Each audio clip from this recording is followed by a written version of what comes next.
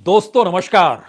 राहुल की पदयात्रा राजनीतिक नहीं है, लेकिन राहुल की पदयात्रा का असर राजनीतिक तौर पर साफ दिखाई देने लगा है।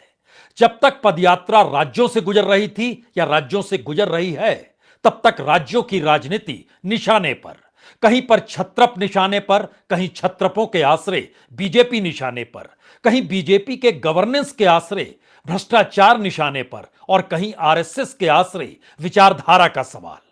लेकिन केंद्र की राजनीति के भीतर यह सवाल इससे पहले कभी नहीं उठा कि दरअसल केरल हो, तमिलनाडु हो, कर्नाटक हो, आंध्र प्रदेश हो, महाराष्ट्र, मध्य प्रदेश ही क्यों ना हो, लेकिन केंद्र की राजनीतिक सत्ता इससे एक अलग धुरी बनाए हुए है।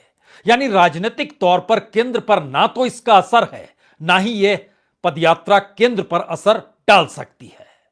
तो क्या दिल्ली पहुंचते पहुंचते केंद्र सरकार की सांसें हांफने लगी है? क्या वाकई राहुल की पदयात्रा की भीड़ या राहुल की पदयात्रा में शामिल भारत जोड़ो के लगते हुए नारे अब दिल्ली की सत्ता को परेशान कर रहे हैं? दिल्ली का मतलब सिर्फ केंद्र शासित राज्य नहीं है। दिल्ली का मतलब देश की राजधानी है। दिल्ली का मतलब राजनीतिक ताकत को पाना है। और दिल्ली का मतलब अंतर्राष्ट्रीय मीडिया की पहुंच और पकड़ दिल्ली से ही होती है, जो समूची दुनिया में जाती है। तो क्या दिल्ली से पहले राहुल की पदयात्रा रोकी जा सकती है? और क्या वाकई कोविड महज एक बहाना है, जबकि सबको पता है कि भारत के भीतर कोविड का असर उस रूप में दिखाई नहीं देगा जिस रूप में चीन में हो चला है?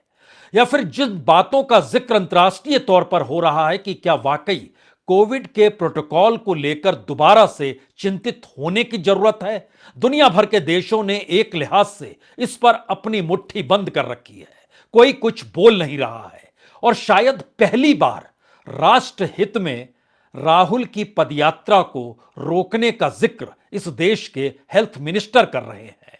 और कमाल की चीज यह है, जिन बातों का जिक्र देश के स्वास्थ्य मंत्री कहते हैं, उन बातों का जिक्र देश के स्वास्थ्य सचिव नहीं कहते हैं।